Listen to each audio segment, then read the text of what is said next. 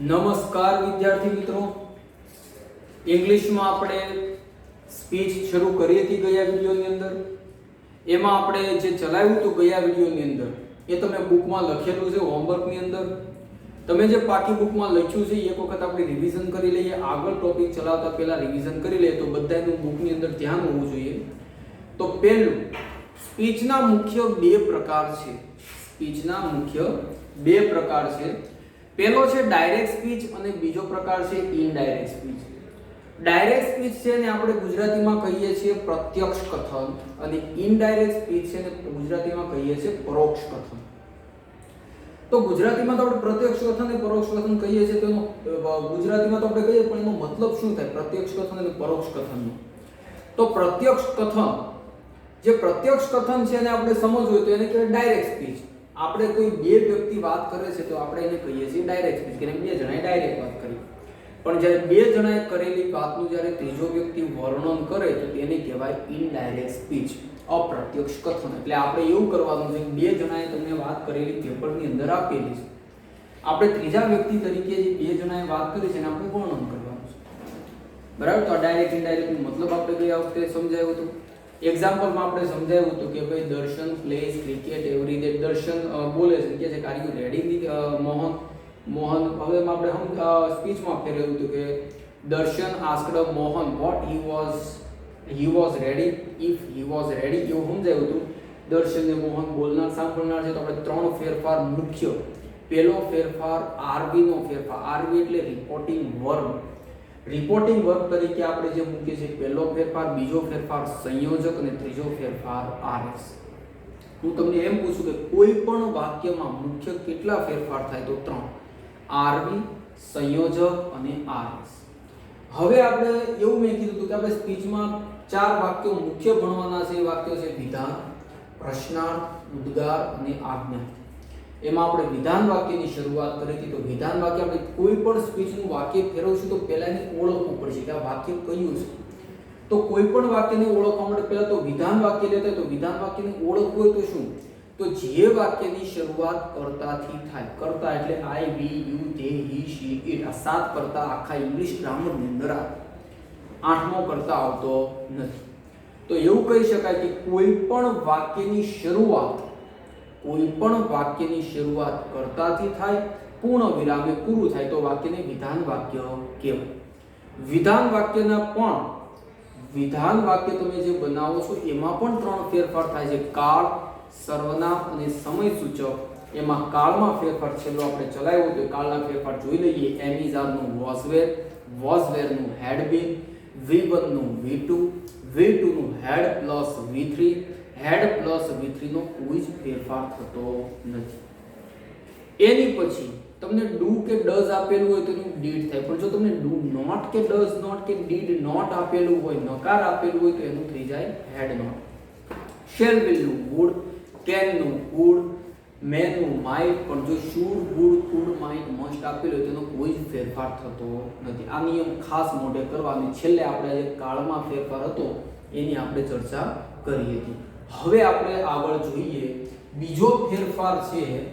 આપણે જે જોવાનો છે બીજો ફેરફાર છે એ ફેરફાર છે સર્વનામનો ફેરફાર. બીજો ફેરફાર કયો છે? સર્વનામનો ફેરફાર.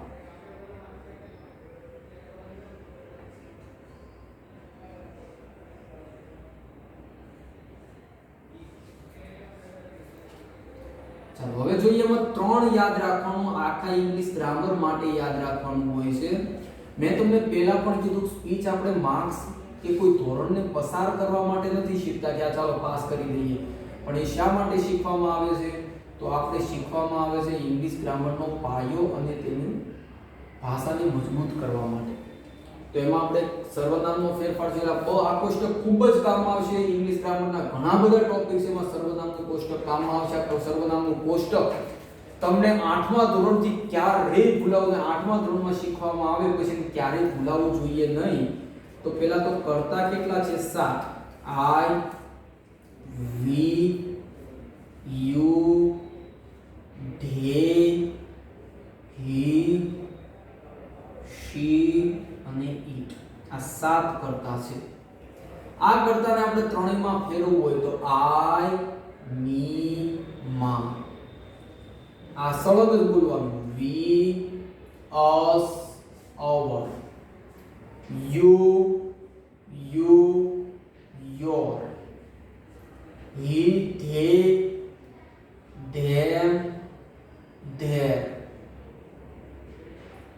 he him his she her it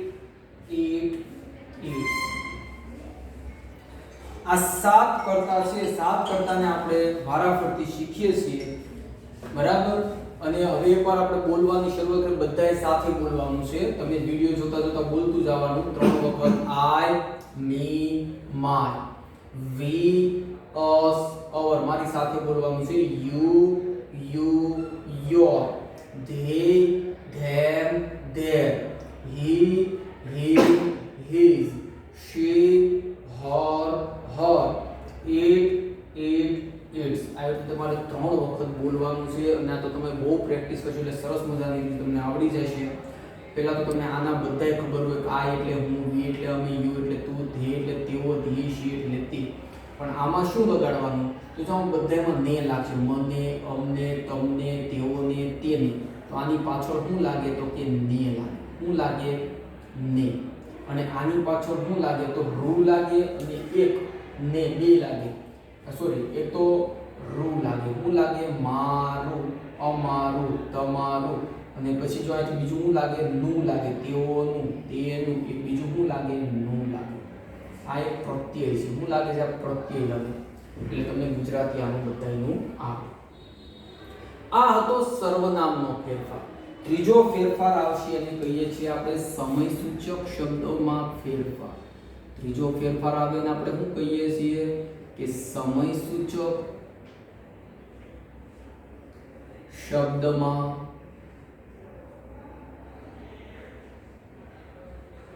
ફેરફાર સ્પીચમાં જે સમયસૂચક શબ્દો છે એમાં શું ફેરફાર છે જો આપણે ડાયરેક્ટમાંથી શેમાં ફેરવવાનું છે ઇનડાયરેક્ટ ડાયરેક્ટ સ્પીચમાંથી શેમાં ફેરવવાનું છે ઇનડાયરેક્ટ સ્પીચ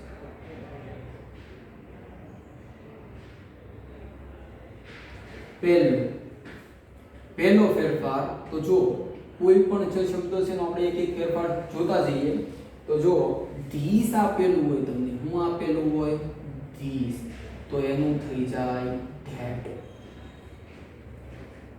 પાછું જો ધીસ નું બહુવચન ધીઝ થાય તો આનો ફેરફાર થાય ધોઝ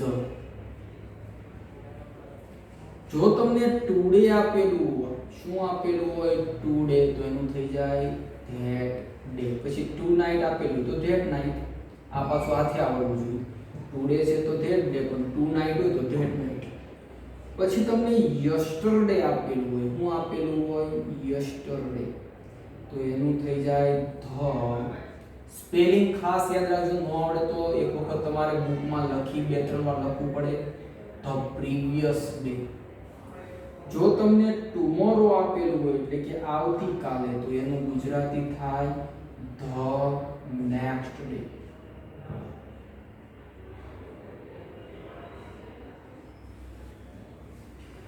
એની પછી તમને જો નામ આપેલું હોય નામ ગુજરાતી થાય ત્યારે તો થઈ જાય ધ્યાન ત્યારે પણ એ નહીં લગાડવાનું એ લગાડવાનું બરાબર તો પેલું તમે બેઝિક જોયું ધીસ નું ધેટ ધીસ નું ધોઝ ટુડે નું ધેટ ડે યસ્ટરડે નું ધ પ્રીવિયસ ડે ટુમોરો નું ધ નેક્સ્ટ ડે નાઉ નું ધેન અને જો તમને હિયર આપેલું હોય તો એનું થઈ જાય ધેર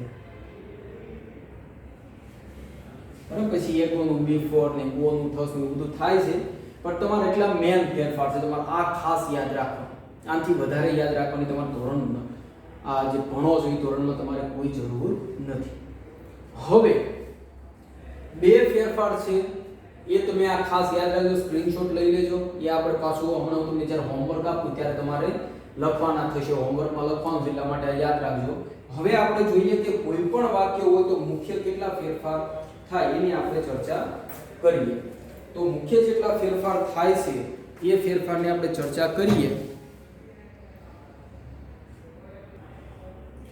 કોઈ પણ વાક્ય હોય, એક ખાસ શબ્દ યાદ રાખજો, કોઈ પણ વાક્ય હોય તો એમાં મુખ્ય 3 ફેરફાર થાય. તમે પહેલા તો વિધાન વાક્યના 3 ફેરફાર જોઈ લીધા, એને અલગ રાખજો પાછા.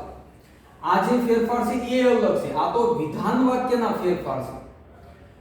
જે મેં તમને 3 ફેરફાર ચલાવ્યા, કાળ, સર્વનામ અને સમય સૂચક, કે વિધાન વાક્યના 3 ફેરફાર કમ્પ્લીટ. હવે તમારે એક યાદ રાખવાનું, આ વસ્તુ બધા વાક્યોમાં આવશે, વિધાન, પ્રશ્નાર્થ, ઉદ્ગાર અને આજ્ઞા. તમને વિધાન વાક્ય દેખાય બરાબર, તો એમાં 3 ફેરફાર કરવાના આવે. કોઈ પણ વાક્ય હોય ત્યારે કયા કયા ફેરફાર થાય? 3. કયા કયા? તો કે આરવી, મેં તમને પહેલા જ એક્ઝામ્પલમાં સમજાવ્યું, બીજું સંયોજક, અને ત્રીજું આવે છે આરએસ, એટલે કે રિપોર્ટેડ સ્પીચ, ગુરુ વિરામનું સામેનું વાક્ય. આરવી, સંયોજક, આરએસ. તો જો તમને વિધાન વાક્ય દેખાય ત્યારે આરવી 2 આવે, કા સેડ આવે અથવા ટોલ્ડ આવે. સંયોજક ધેટ.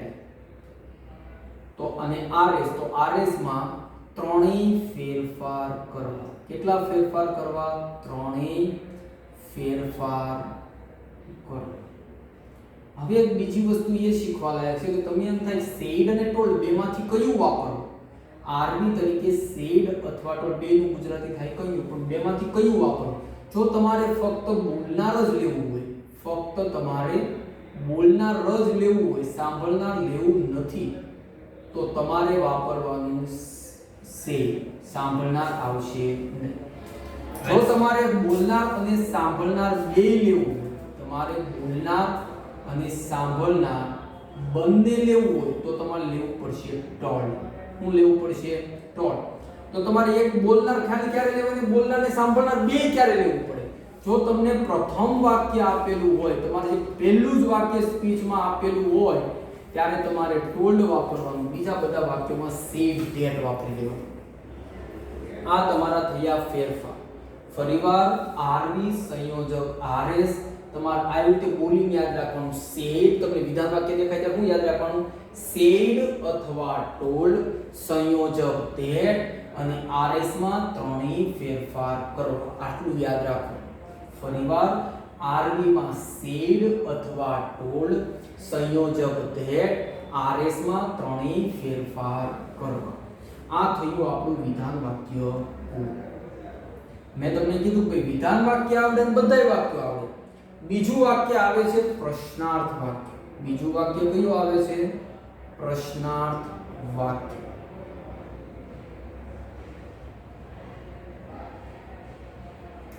હવે પ્રશ્નાર્થ વાક્યની ઓળખ શું? તો તમને અહીંયા મસ્ત રીતે મેં કહી દીધું છે કે ભાઈ પ્રશ્નાર્થ ચિહ્ન હોય ત્યારે એને પ્રશ્નાર્થ વાક્ય કહેવાય. બહુ સરસ.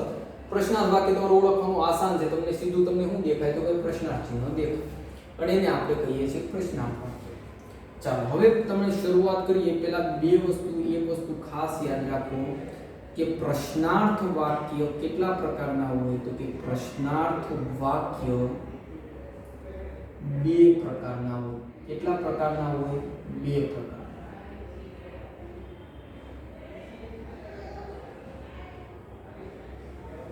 એમાં આપણે એ અને બી ભાગ પાડીએ. એ પ્રકારનું વાક્ય અને બી પ્રકારનું. એ પ્રકારનું વાક્ય છે ને આપણે કહીએ છીએ સહાયકારક ક્રિયાપદથી શરૂ થતા વાક્ય. તો આપણે એમ કહી શકાય કે WH વાળા.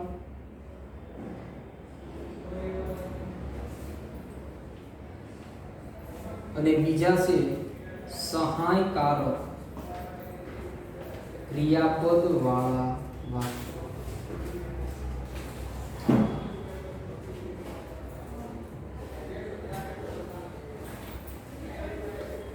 WH વાળા વાક્યો, સહાયકારક ક્રિયાપદ વાળા વાક્ય. હવે તો WH વાળા વાક્યો કોને કહેવાય? સહાયકારક ક્રિયાપદ. પહેલા તો સહાયકારક ક્રિયાપદ તમને યાદ હોવું જોઈએ. am, is, are, was, were, have, has. જો તમારે સહાયકારક ક્રિયાપદ યાદ રાખવા હોય તો તમે પહેલા અહીંયા જોઈ લેજો. તમારે જો અહીંયા લખવું હોય તો અહીંયા લખી દેજો, એવું હોય તો આપણે અહીંયા લખી દઈએ, જેથી કરીને તમને ખબર પડે કે સહાયકારક ક્રિયાપદ વાળા જે વાક્યો છે એ તમારે કઈ રીતે યાદ રાખવું. તો જો WH વાળા વાક્યમાં તમને ખબર છે જે વાક્યની શરૂઆત WH થી થાય, what, when, where, which, whose, how many, how much, how far, how long, how often, આવા જે શબ્દો તમને દેખાય વાક્યની શરૂઆતમાં, જે વાક્ય જો પહેલા તો વાક્ય પ્રશ્નાર્થ ચિહ્ન હોવું જરૂરી છે, પછી તમારામાં ઉતરવાનું. તો જ્યારે પ્રશ્નાર્થ ચિહ્ન હોય ને ત્યારે પ્રશ્નાર્થ વાક્ય રચના બે પ્રકારથી શરૂઆત થાય. એક શરૂઆત થાય WH થી અથવા how થી, who, what, when, where, which, whose, why, આવા શબ્દો, how many, how much, how often, how far, how long, એનાથી શરૂઆત થાય. તો એવા વાક્યોની શરૂઆત થાય. બીજા વાક્યો છે ને આપણે કહીએ છીએ સહાયકારક ક્રિયાપદવાળા. બીજા આપણે જે વાક્યો કહીએ છીએ એ કહીએ છીએ સહાયકારક ક્રિયાપદવાળા. તો સહાયકારક ક્રિયાપદવાળી જે પ્રશ્નાર્થ વાક્ય રચના છે એમાં શું હોય તો કે સહાયકારક ક્રિયાપદથી શરૂઆત થાય. WH માં WH થી થાય, સહાયકારકમાં સહાયકારક ક્રિયાપદ. સહાયકારક ક્રિયાપદ કોને કહેવાય? તો ઇંગ્લિશ ગ્રામરમાં આટલા સહાયકારક ક્રિયાપદ છે, તમે ધ્યાન રાખજો અને યાદ પણ રાખજો. એમ જો બધા યાદ રહી જાવ જોઈએ. ઇઝ મેં તમને કીધું સ્પીચમાં ઘણું બધું આવે છે, ઘણું બધું શીખવા લાગે. તમને જ્યારે પણ તમને ઘણીવાર કેવું થાય કે ધોરણ 10 સુધી તો આપણે આવી ગયા હોય, પણ આપણને સહાયકારક ક્રિયાપદમાં અને કર્તા અને કર્મમાંય પણ ખબર પડતી નથી. અને છોકરા પૂછવામાં શરમાતા હોય છે, ભાઈ આટલું બધું આવું ક્યાં સાહેબને પૂછવું. તો એટલું યાદ રાખો કે સહાયકારક ક્રિયાપદ કોને કહેવાય તો કે am, is, are, was, were, have, has, had, do, does અને did. do, does, did. બોલાય કઈ રીતે? am, is, are, was, were, have, has, had, do, does, did. પછી યાદ રાખવાનું shall, will, should, would, can, could અને may, might, must.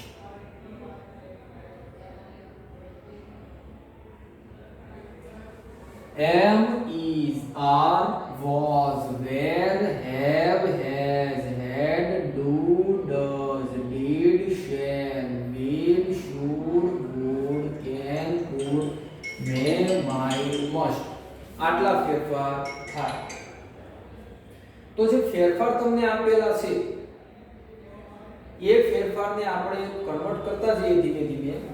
એમાં તમને એવું કીધું કે ભાઈ સહાયકારક ક્રિયાપદ વાળી પ્રશ્નાર્થ વાક્ય રચના હોય તો એની સાથે શરૂઆત ક્યાંથી થાય? તો am, is, are, was, were, have, has, had, do, does, did, shall, will, should, would, can, could, may, might, must એનાથી થાય. અને જે બીજા વાક્યો છે એની શરૂઆત તમને મેં કીધું એવી રીતે થાય કે ભાઈ WH વાળા વાક્યોથી થાય. બરાબર? તો WH વાળા વાક્ય હું લખાવતો નથી, પણ તમને એમ કહી શકાય કે WH વાળા પણ બધા આવી જાય અને બીજા કયા આવી જાય? હાવ વાળા પણ આવી જાય. આ બધા WH સાથે આવતા હોય who, when, where, which એ પણ આવી જાય. how many, how much, how far, long એ પણ આવી જાય. તો હવે તમને ખબર પડી ગઈ કે બે પ્રકારની વાક્ય રચના કઈ. હવે જો એમાં ફેરફાર શું થાય તમારે આ સમજવાની જરૂર નથી, પણ મેં તમને સમજાવ્યું. નકર તમને ડાયરેક્ટ ફેરફાર કહું તો પણ ખબર પડી જાય. ફેરફાર કયા કયા થાય?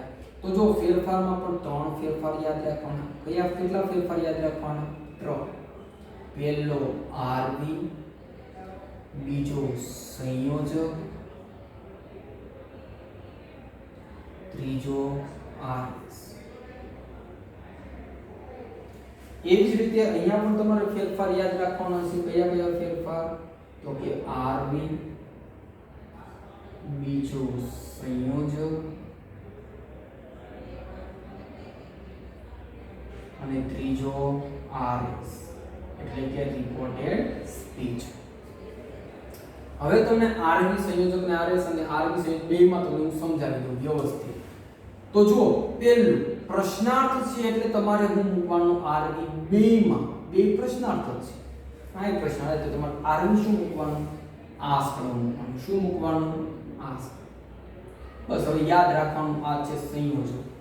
સંયોજકમાં યાદ રાખવાનું કે જો તમને WH દેખાય તો WH સંયોજકમાં લઈ લેવાનું. હાવ દેખાય તો હાવ લઈ લેવાનું, અને ડબલ્યુ છે ને હાવ ન દેખાય તો તમારે લઈ લેવાનું ઇફ. ત્રીજું વસ્તુ, આરએસ માં તમને જે 2% સામે આખું વાક્ય આપ્યું છે એમાં શું ફેરફાર થાય, તો બસ યાદ રાખવાનું કે પ્રશ્નાર્થ વાક્યનું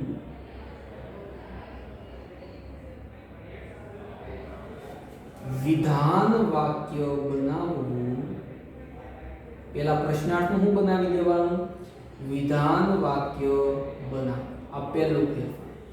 બીજું, જે તમે વિધાન વાક્ય બનાવ્યું છે તો વિધાન વાક્ય મુજબ વિધાન વાક્યમાં આપણે કેટલા ફેરફાર કરીએ છીએ, ત્રણેય. તો ત્રણેય ફેરફાર કરવા.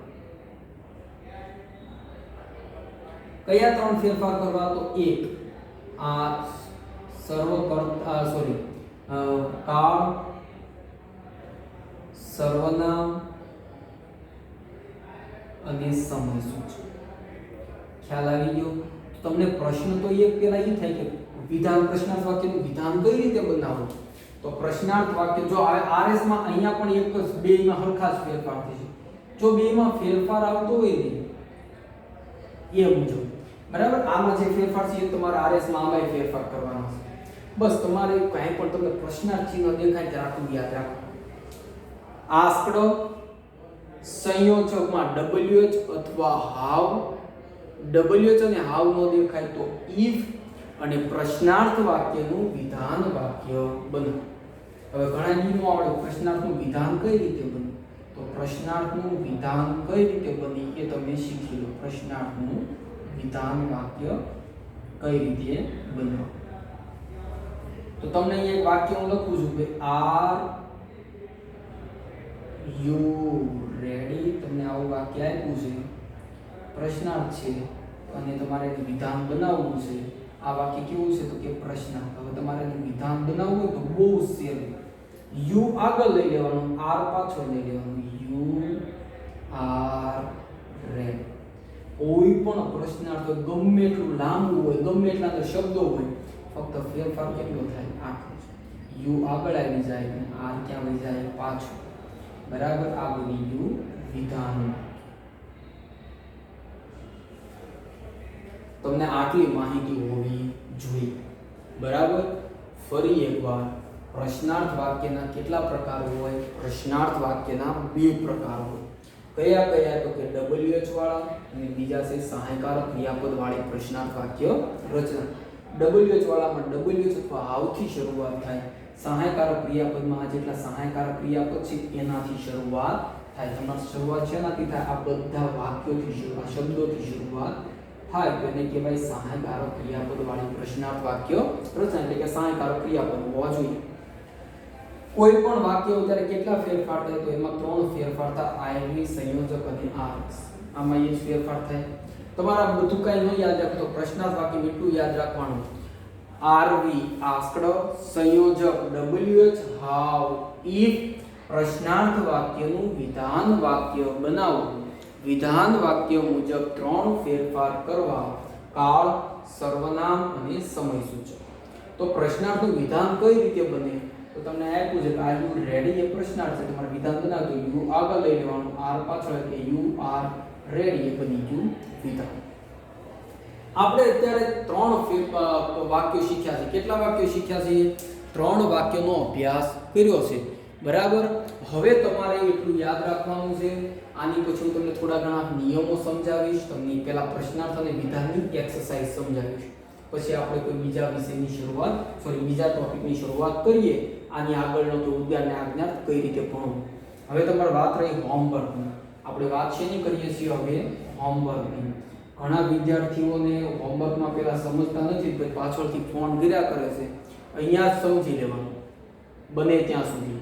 બરાબર, તો હોમવર્કમાં શું લખવાનું છે? તો પહેલું તમારે આ બધું પહેલા પાકી બુકમાં, આજે જે ચલાવ્યું એ પાકી બુકમાં લખવાનું છે. શેમાં લખવાનું છે?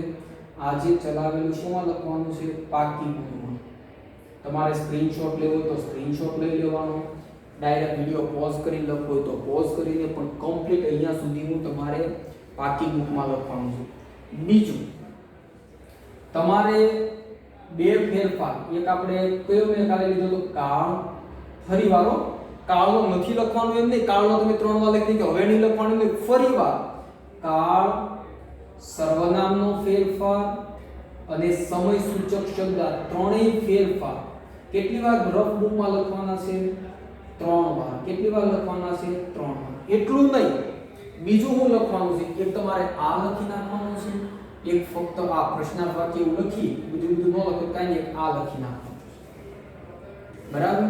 તમારા બેયનો લખવું હોય, જોજો ખાસ હું બીજું તમારે આ તો તમે લખી નાખ્યું કાળ, સર્વનામ, સમય સૂચકના 3 ફેરફાર 3 વાર લખવાનું. પછી એક આ કેટલી વાર લખવાનું? વિધાન વાક્ય એવું ટાઇટલ મારી આ 3 વાર લખવાનું. પ્રશ્નાર્થ વાક્ય પછી આ 3 વાર લખવાનું. પણ આમાં આ અલગ અલગ નહીં લખવાનું, ફક્ત અહીંયા ઇફ લગાડી દેવાનું. બરાબર? એટલે તમારે જો આટલું યાદ રાખવાનું. બીજું તમારે 3 વાર જે લખવાનું છે એ તમારે ખાલી આ પૂરું લખવાનું, આટલું પ્રશ્નાર્થ વાક્ય કરીને વિધાન વાક્ય કરીને અહીંયા વિધાન વાક્ય ટાઇટલ મારી દેવાનું અને વિધાન વાક્ય ટાઇટલ મારી અને આ 3 વાર લખી નાખવાનું. પ્રશ્નાર્થ વાક્ય ટાઇટલ મારે ચોરસ બોક્સ બનાવી 3 વાર લખી નાખવાનું. આ બીજું કાંઈ લખવાનું નહીં. અને આ 3 વાર કાળ, સર્વનામ, સમય સૂચક એ બુકમાં 3 વાર કમ્પ્લીટ લખવાનું. અને આજે ચલાવેલું જેટલું છે પણ પાકી બુકમાં લખો. ફરીવાર આજે ચલાવેલું છે બધું પાકી બુકમાં. બીજું રફ બુકમાં હું તો કે કાળ, સર્વનામ અને સમય સૂચક એ 3 વખત રફ બુકમાં મોઢે કરી લખવાના છે અને મોઢે કરીને આ બોક્સ લખવાનું છે અને એક આ બોક્સ લખવાનું છે. આટલું આપણે હોમવર્કમાં લખવાનું છે મિત્રો. હવે પછીના વિડીયોમાં આપણે આગળ ચલાવીશું. આજના વિડીયો પૂરતું અહીંયા પૂરું કરીએ. નમસ્કાર.